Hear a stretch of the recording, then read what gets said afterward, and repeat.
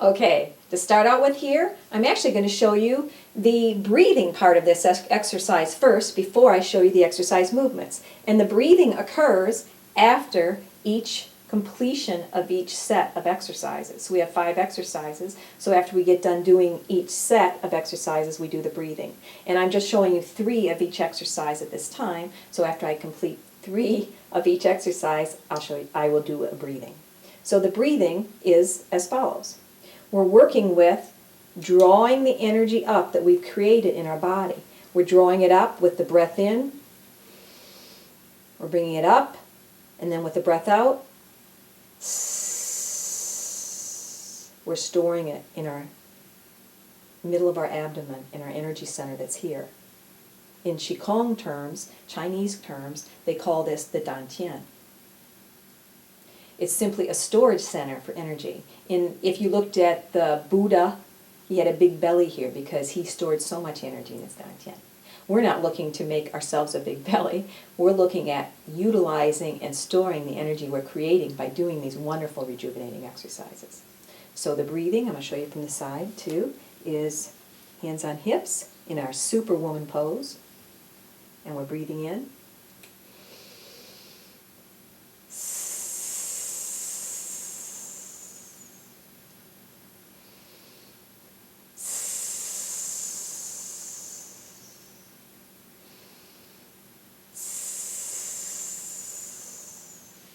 When I'm breathing in, I'm sort of thinking of drawing the energy up like a straw. It's coming up from the earth, up through my sexual centers, up, and it's going to be stored in my dantian when I blow out.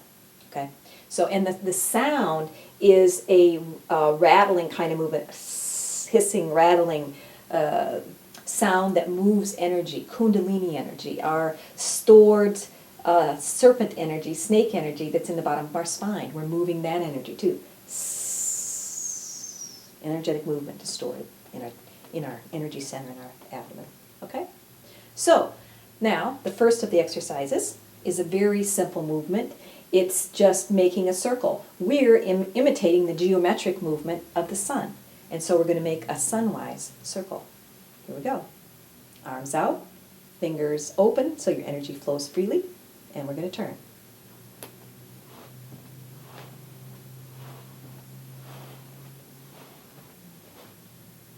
And then we breathe.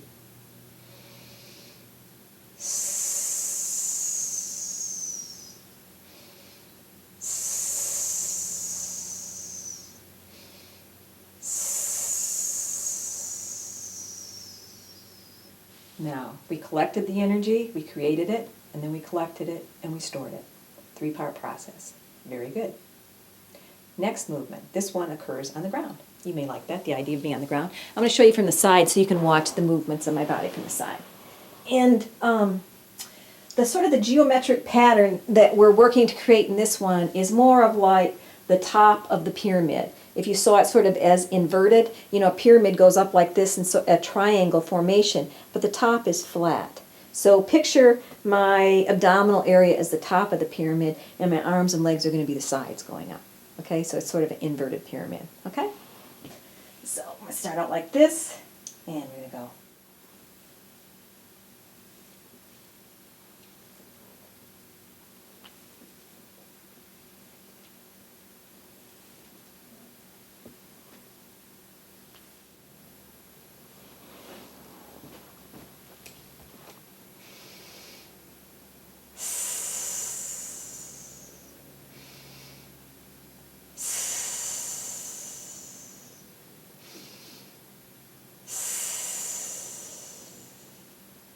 The breathing when we're laying on the ground is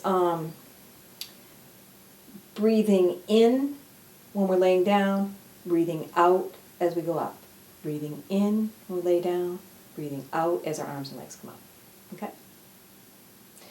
Okay, that's number 2. Movement number 3 is a sort of a snake, not a shake, I'm a shake, but a snake shedding its skin. Okay, I'm going to show you this from the side because you sort of get the idea a little better.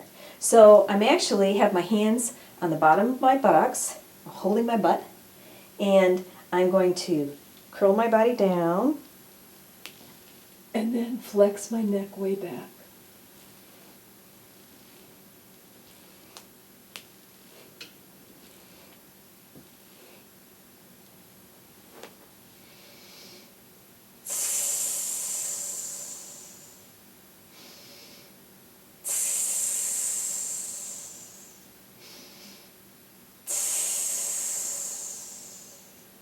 I kind of close my eyes because I'm sort of focusing on drawing that energy up, as you may have noticed. So note the great movement here because we've got a lot of flexation of the spine going on. You know, I'm a advanced nurse practitioner, and even in the area of medicine, you have to know how many nerve endings there are that come from the spine into all of our body. And as a practitioner of alternative healing, I know how many energy channels flow and connect through the spine. So that movement, that undulating type movement, is incredibly important for moving energy, for opening energy channels. Let's look at that again. And also, when I'm putting my head down, I have my tip of my tongue on the roof of my mouth. When that is an opportunity to do that in any of these exercises, when it works out to have the tip of the tongue in the roof of your mouth, you're always helping energy flow more freely. Okay? So, and the breathing on this one during that exercise was head goes down, breath goes out. Head comes up, breath goes in. Okay? So during the exercise, breath out, head down, breath in, head up. Okay? Okay. That was 3, so now we go to exercise number 4, and we're on the floor again. Here we go. This one is, I think of this as making the form of the shakmal. I don't know if you've ever seen that, if you've ever been to the Mayan lands, but it's, you'll see that figure many places.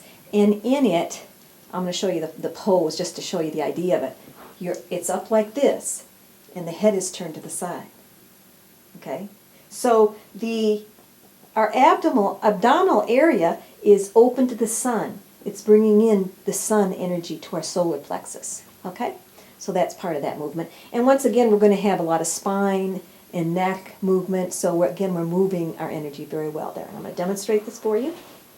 Start out like this.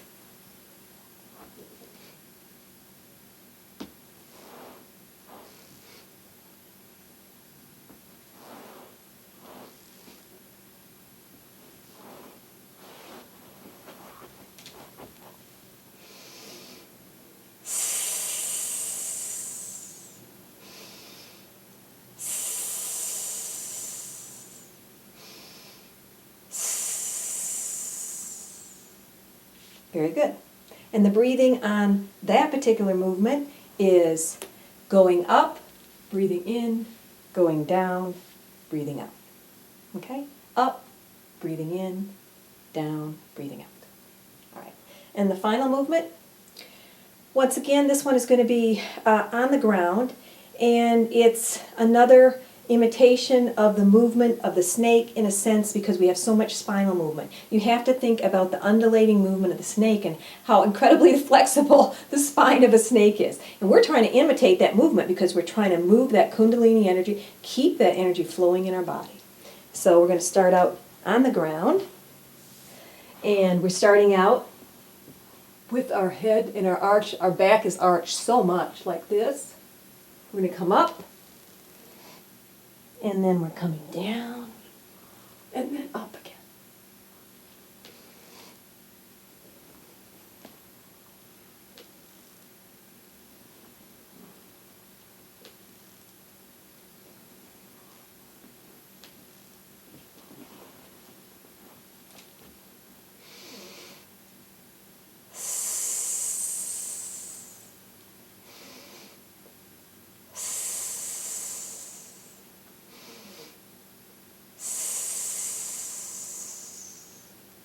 And there you have it.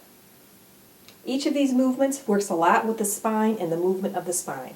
So we have lots and lots of good energy movement, breaking up blocks, moving that energy, moving our spine, moving our neck, really getting the energy flowing. There you go. think I forgot to tell you, right now I demonstrated these movements, 3 of each exercise, because I wanted to show you them slowly and give you an idea that I really only expect you to be able to do 3 of these when you first start out. Because you're going to be able to build up the strength in your body, you're going to get those energy channels flowing, and you will quickly be able to accelerate in your ability to do these as your body heals and as the strength builds up in the body. Our goal actually is to do 21. Think about it. We have the wonderful number 3, which is the upper worlds, the middle world, and the lower world, which is a very Mayan viewpoint. Not just Mayan, but it's a very shamanic type viewpoint. And then we have 21, which is 3 times 7, and we just talked about the 7 energy centers. So 3 times 7 is 21. So that's the goal, is to do 21 of each of the exercises. In another portion of this DVD, I'm going to demonstrate doing all 21 of each 5 exercises, which is your goal eventually to do that.